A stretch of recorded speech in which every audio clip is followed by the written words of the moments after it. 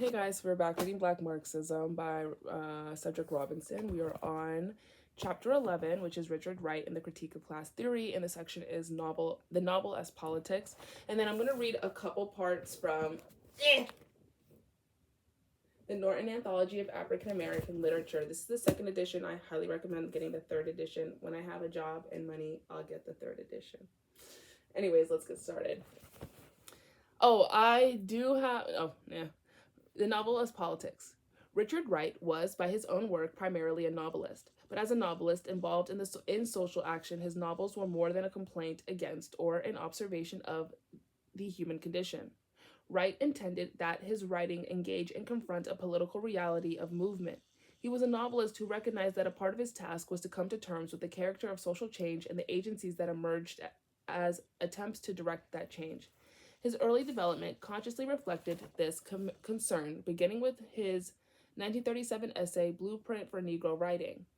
In this essay, we see the first suggestion of a critical independence of thought in Wright. Perspective is that fixed point in intellectual space where a writer stands to view the struggles, hopes, and sufferings of his people. Of all the problems faced by writers who, as a whole, have never allied themselves with world movements, perspective is the most difficult to achieve. Wright was quite openly declaring that he meant his work to reflect a committed intellect, one informed by a political intention in the process of historical movement. He was also dedicating himself to the task that would occupy him for the remaining 23 years of his life, the location of his perspective in the complex of struggle for liberation in the Third World. As we shall see, what Wright ultimately discovered was a psychological, intellectual locus unlike anything his experience of Western radicalism and activism could encompass. Fortunately, a great part of his preparation for that discovery can be found in his novels. When we consider Richard Wright's fictional and explicitly political work, three novels, Native Son, The Outsider, and Islands of Hallucinations, this latter eventually published under the title American Hunger, and one collection of short stories, Uncle Tom's Children, stand out. Together, these works both chronicle and interpret Wright's experiences with American communism and political action. They also constitute studies of Marxism. Sorry, I have not taken ADHD medicine today, so I'm hella tired. Girl, but sometimes when I take my ADHD medicine, I get tired too. I'll take it and I'm like, okay, time for my nap. It's crazy.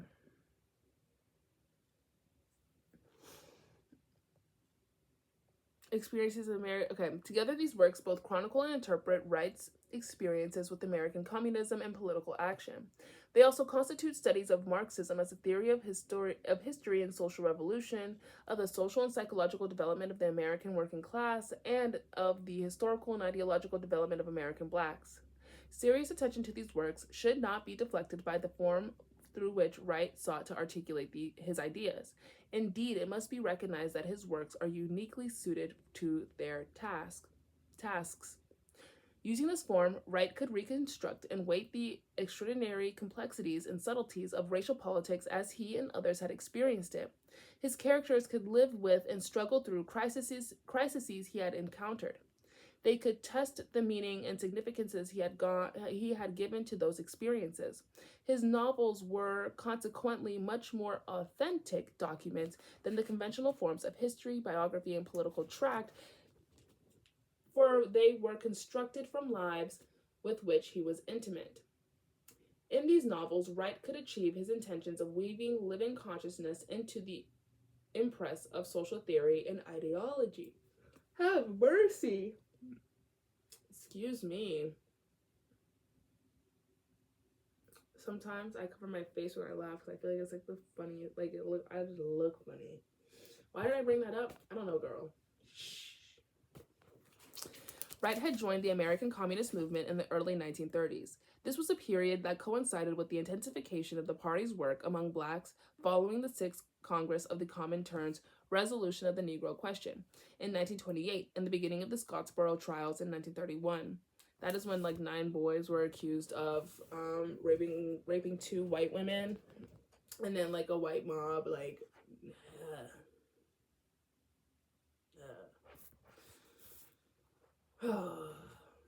Wright left the party a decade later.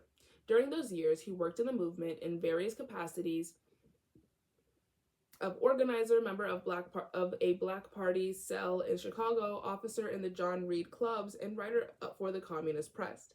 At first, his work for the party was to take place primarily in Chicago. Later, he was transferred to Harlem. It was, of course, during this time that his writing was most directly influenced by the party. He proved to be very good at it. By 1937, the year he had published Blueprint, he had become, in Daniel Aaron's words, the party's most illustrious proletarian author. Wright took this responsibility as a proletarian writer quite seriously.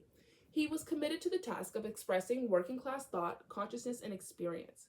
One recollection of this period is his first impression of the party. The communists, I felt, had oversimplified the experience of those whom they had sought to lead. They had missed the meaning of the lives of the masses. Wright meant to put this right. The proletariat had to be allowed its own voice. It was, and you can see that even now when people talk about liberation and they're talking about working class consciousness, but they like don't actually listen to people that are in the working class. And I'm saying this from a point of privilege. Like, you can't walk around life not acknowledging your privilege type shit. Like, okay, we'll just keep going. It was just as clear to him that he carried a particular racial responsibility towards the Black working classes. The Negro writer who seeks to function within his race as a purposeful agent has a serious responsibility. A deep, informed, and complex consciousness is necessary, a consciousness which draws for its strength upon the fluid lore of a great people, and molds this lore into the concepts that move and direct the forces of history today. The Negro writer is being called upon to do no less than create values by which his race is to struggle, live, and die. Have mercy on me, bro. Woo. Again, no ADHD medicine, y'all. Because his writing possesses the potential cunning to steal into the inmost recesses of the human heart, because he can create myths and symbols that inspire faith in life.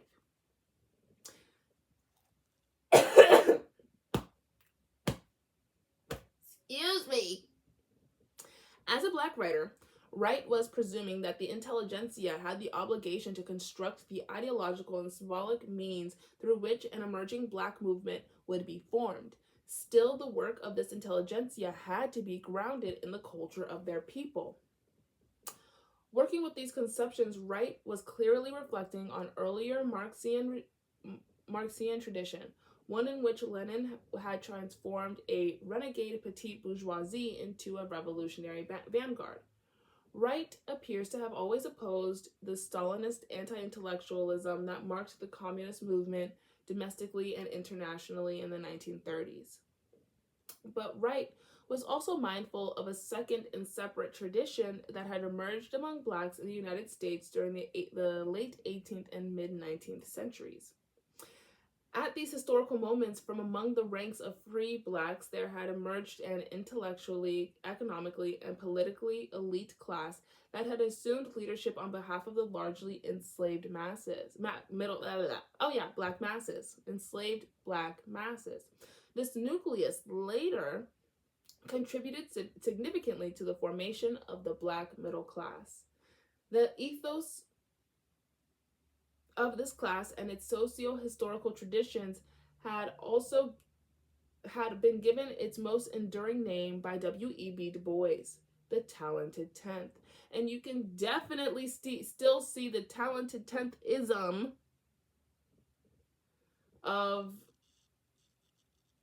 within Black America.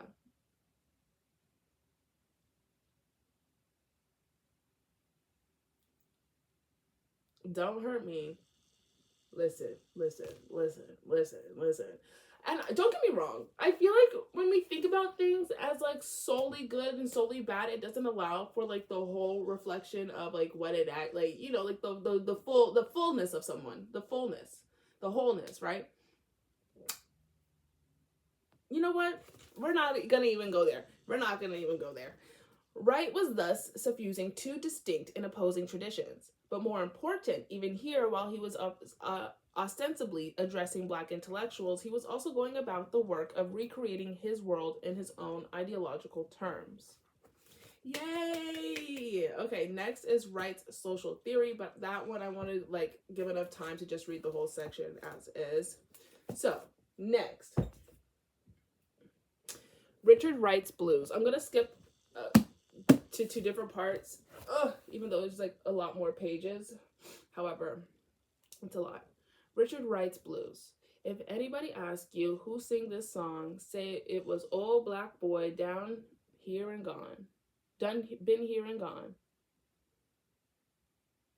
As a writer, Richard Wright had outlined for himself a dual role to discover and depict the meaning of Negro experience and to reveal to both Negroes and whites those problems of a psychological and emotional nature which arise between them when they strive for mutual and understanding.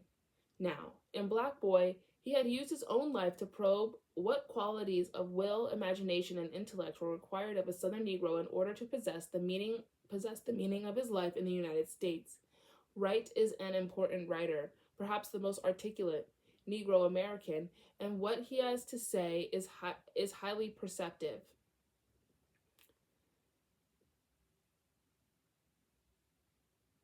I'm skipping.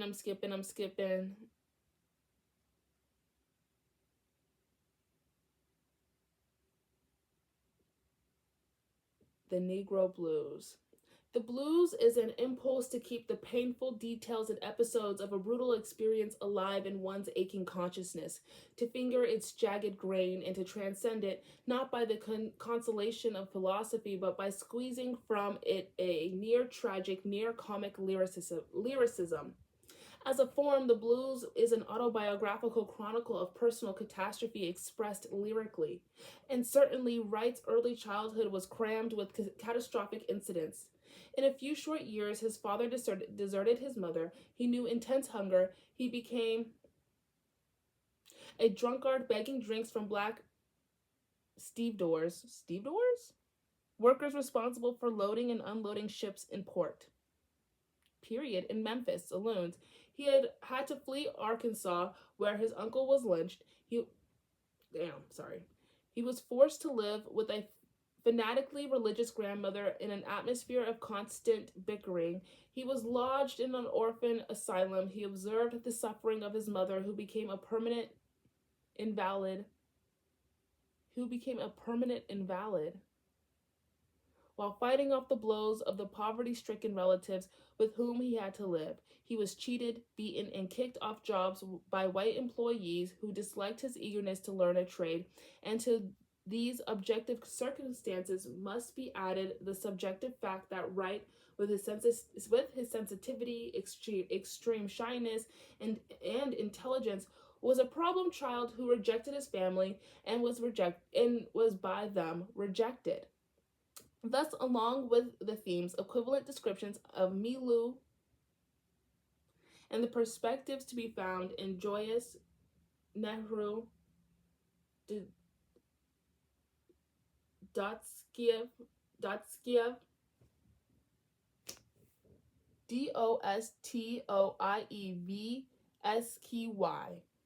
Key? SKY. Don't make fun of me. George Moore and Rousseau. Black Boy is filled with blues, tempered echoes of railroad trains, the name of southern towns and cities, estrangements, fights and flights, death and disappointments, charged with physical and spiritual hungers and pain. And like a blues sung by such an artist as Bessie Smith, its lyrical prose evokes the paradoxical, almost surreal image of a black boy singing lustily as he probes his own grievous wound. In Black Boy, two worlds have fused, two cultures merged, two impulses of Western man became coalesced. Coalesced.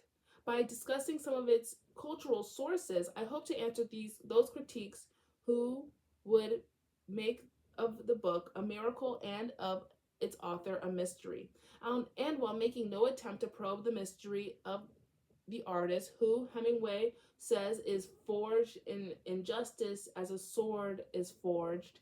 I do hold that basically the prerequisites of the writing of Black Boy were, on the one hand, the microscopic degree of cultural freedom which Wright found in the South's stony injustice, and on the other, the existence of a personality agitated to a state of almost manic restlessness. There were, of course, other factors, chiefly ideological, but these came later.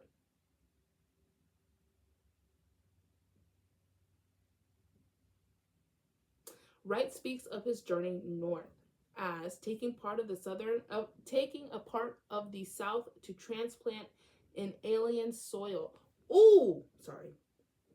To see if it could grow differently, if it could drink of new and cool rains, bend in strange winds, respond to the warmth of other suns, and perhaps to bloom.